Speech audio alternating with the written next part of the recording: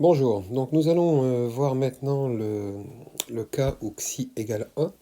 Donc nous avons vu dans la vidéo précédente xi supérieur à 1, où le delta était positif avec deux pôles réels. Donc dans le cas où xi est égal à 1, donc xi est égal à 1, nous allons avoir delta nul, et donc un pôle double. Alors le pôle double est en fait un cas particulier du cas précédent, donc ce qui veut dire que dans la fonction de transfert, donc dans le cas xi supérieur 1, on avait deux pôles qui étaient moins 1 sur t1, moins 1 sur t2, il suffit de confondre ces deux pôles, donc on va les appeler moins 1 sur t. Donc finalement, c'est vraiment le cas particulier, hein. Nous allons avoir tout simplement une modélisation qui peut être faite sous cette forme 1 plus tp. Donc ce qui est bien le cas précédent, avec t1 égale t2 égale t. Donc le pôle double, donc P1, 2, P1 égale P2, c'est moins 1 sur T.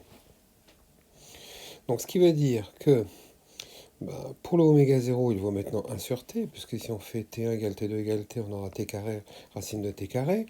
Donc on peut le redémontrer, hein. Donc ce que je vais faire, je vais effacer tout ça. Voilà. Donc si on développe le dénominateur, donc 1 plus Tp au carré, nous avons donc 1 plus 2Tp plus T carré P carré. Donc si on compare ça avec la forme canonique, hein,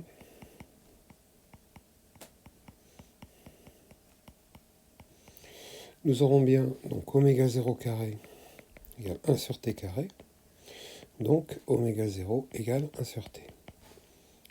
Voilà. Donc c'est bien la même chose que précédemment avec t1 égale t2 égale t. Donc au niveau du diagramme de Bode, le diagramme de Bode est en fait déjà tracé, mais je vais le refaire complètement. Si on confond t1 et t2, t1 et t2 sont confondus, en fait l'asymptotique il est ici, puisque les deux se confondent. Et pareil ici, nous allons venir ici. Bon, on va quand même tout remettre en place. Donc je vais effacer ceci. Voilà. Donc nous allons tracer tout simplement donc, le K et le 1 sur 1 plus TP deux fois. Donc le premier ordre va tout simplement se doubler. Donc ce qui veut dire, donc, nous allons supprimer ce qui doit l'être. Voilà.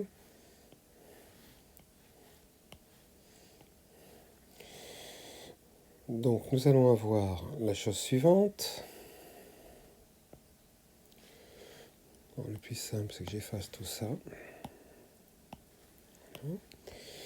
Je vais repartir donc en couleur noire.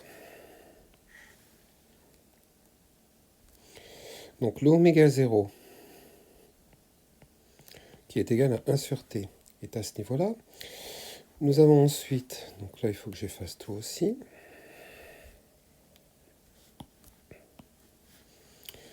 Voilà.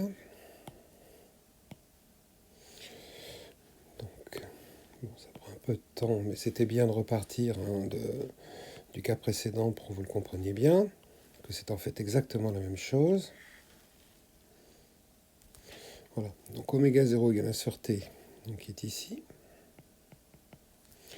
Alors nous avons tout d'abord le proportionnel K, donc qui est situé à kdb. Ça n'a pas changé. Donc pour la phase, comme c'est un proportionnel, donc nous avons une phase nulle. Ça, rien de nouveau. Nous avons après donc 1 plus Tp, qui est un premier ordre. Donc il y a une cassure 1 sur T, qui est ici. Donc c'est un premier ordre. Nous allons avoir tout d'abord une pente nulle, c'est-à-dire 0 dB, puis une pente de moins 20 dB par décale, comme ceci. OK. Deux fois. Donc ça va donc se doubler. Donc ce qui veut dire qu'à partir de là, nous aurons une pente de moins 2. Et on doit le translater. Donc conclusion, le Bode final, que l'on va faire en noir, c'est tout simplement kdb jusqu'à 1 sur t, et ensuite directement une pente de moins 20 dB moins 40 dB par décade. Donc une pente de moins 2. Donc la pente de moins 2, donc la moins 1, j'ai fait 5 carreaux 2, donc 5 carreaux 4. Voilà, je le fais à l'œil. Voilà, donc on est ici. Et on a directement une pente de moins 2. Donc ce qui est bien le mode précédent avec 1 sur T1 égale 1 sur T2 égale 1 sur T.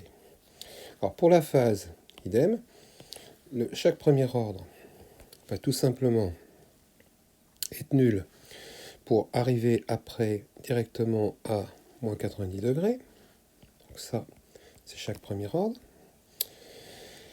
Donc au final, le deuxième ordre va donc être une phase nulle. Et après, donc j'ai mis 6 carreaux, donc 3 et 3, 6, on double 90 degrés. Donc on descend à moins 180 degrés.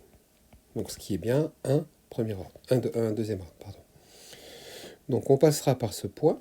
Donc la proposition ici, donc on démontrera après, est toujours vraie. Hein. J'avais dit quel que soit psi. Donc là on est dans le cas où xi égale 1. La phase en oméga 0, ça il faut que je le réécrive. Donc ici on a oméga 0 égale 1 sur t, vaut moins 90 degrés. Donc après, le diagramme réel de phase, bon, c'est une arctangente, hein. Ça va ressembler à ceci. Voilà. Et là-haut, alors le premier ordre passe ici à moins 3 décibels.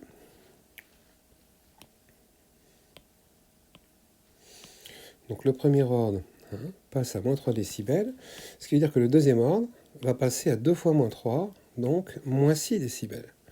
Donc ici, nous allons passer à moins 6 décibels. Et la courbe réelle, hein, en visant, va ressembler à ceci. D'accord? Donc voilà un mode excessivement simple, hein, qui est en fait un cas particulier du précédent. Bon, remarque, on voit que ici, nous avons la bande passante à moins 6 décibels. Puisque en basse fréquence, nous avons un gain de kdB, et arrivé à oméga 0 égale 1 sur t, le gain a perdu 6 décibels. Donc la bande passante à moins 6 décibels, c'est l'ensemble des oméga compris entre 0 et 1 sur t. Donc je redémontrerai après quand j'aurai écrit l'équation du gain. Ça fait une perte pour le gain de 50%. Donc on perd 6 décibels, en décibels donc, et si on prend le gain qui n'est pas en décibels, il perd 50%. En fait 20 log de 2. Alors pour ceci, pour le démontrer, il faut réécrire toutes les équations. Donc les équations qu'on en avait fait ici, bon je vais tout refaire, mais en fait c'est exactement la même chose avec T1 égale T2 égale 1 sur T. Hein. Donc j'efface tout ceci. Voilà.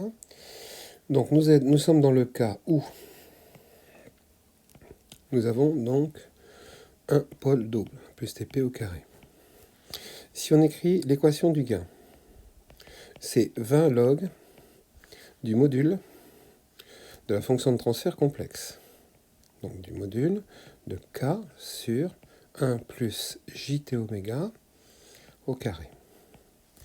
Alors l'erreur à ne pas faire, évidemment, c'est de développer le carré. On laisse comme ceci. Le module d'un quotient, c'est le quotient des modules.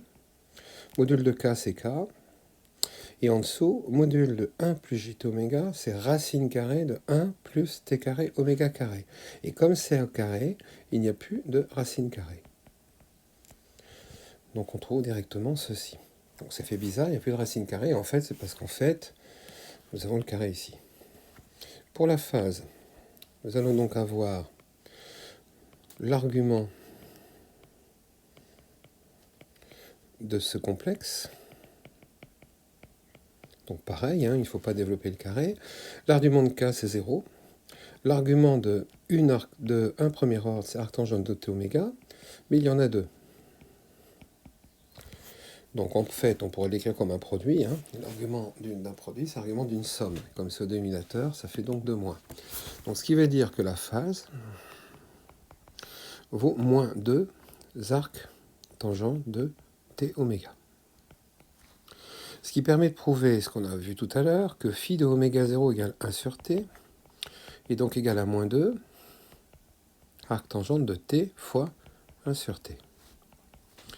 C'est-à-dire moins 2 arc tangente de 1, et la tangente de 45 degrés donne 1. Et moins 2 fois 45, ça fait bien moins 90 degrés. Donc voilà. Donc la proposition qui est ici, hein, on l'avait prouvé pour le cas où xi est supérieur à 1, maintenant c'est prouvé dans le cas où xi égale 1. Et donc, j'ai dit quel que soit xi, ça sera vrai aussi dans le cas où xi est strictement inférieur à 1. Bon, en ce qui concerne le gain, pour les moins 6 dB, là, on va donc calculer GdB de oméga 0 égale 1 sur t. On va trouver moins 6 dB, évidemment. Alors, c'est 20 log de k sur... si l'on met dans l'équation, ici, 1 sur t, ça fera t carré sur t carré. Donc 1. Et 1 plus 1, ça fait 2. Conclusion, on va trouver 20 log de k sur 2, directement. D'accord. Donc je répète, hein, en mettant 1 sur t dans cette équation, oméga 1 sur t, ça fait 1 sur t carré sur t carré, ça fait 1, 1 plus 1, ça fait 2. Donc ce qui veut dire que l'on a 20 log de k moins 20 log de 2. Et le 20 log de 2, donc là ça ne s'invente pas, machine à calculer, c'est 6 décibels. Donc ce qui fait kdB moins 6 décibels. Donc ce qui veut bien dire qu'ici, hein, la courbe passe 6 décibels en dessous. Donc on remarque que, en fait, k sur 2, qui est dans le log, correspond à 0,5 k, et ce qui veut bien dire qu'on a une perte de 50% pour k. Donc ça par cœur, hein. 6 décibels de perte correspond à une perte de 50% pour le gain. On a vu que pour un premier ordre, 3 décibels de perte correspondait à 70%. Tout simplement parce que justement, il n'y a pas le carré, donc là il y a une racine carrée. Là on a moins 20 log de racine de 2, ce qui fait moins 3 décibels. Et k sur racine de 2, c'est racine de 2 sur 2k. Racine de 2 sur 2, c'est 0,7. Et 0,7k, c'est 30%. Donc ça, c'est deux valeurs importantes à connaître. Donc conclusion, la bande passante à moins 6 décibels, pour xi égale 1, c'est donc l'ensemble des oméga compris entre 0 et oméga 0 égale 1 sur t. Et si on le met en fréquence, c'est l'ensemble des fréquences comprises entre 0 et 1 sur 2 pi t. Donc la différence, c'est qu'ici on est en hertz, et là on est en radians par seconde. Donc il y a un rapport de 2 pi. Donc la bande passante, hein, je l'ai indiqué ici. Donc voilà. Voilà le cas xi égale 1 est maintenant terminé. Hein. Donc c'est en fait un cas particulier, qu'un xi supérieur à 1. Et dans la prochaine vidéo, nous allons aborder le cas plus compliqué des pôles complexes, où en fait on ne peut pas écrire la fonction de transfert comme produit de pôles réels. Donc la méthode développée jusqu'à présent ne fonctionne pas, mais on va la faire fonctionner quand même. C'est-à-dire qu'en fait, et c'est la chose la plus importante à retenir, cette asymptotique de xi égale 1 reste valable dans le cas des pôles complexes. J'ai bien dit l'asymptotique, ce sont les courbes réelles qui vont être différentes. Mais le diagramme asymptotique ici va rester valable dans le cas xi inférieur à 1, pôle complexe. Voilà, j'espère que tout ça a été clair. Je vous remercie de m'avoir écouté, je vous dis à bientôt.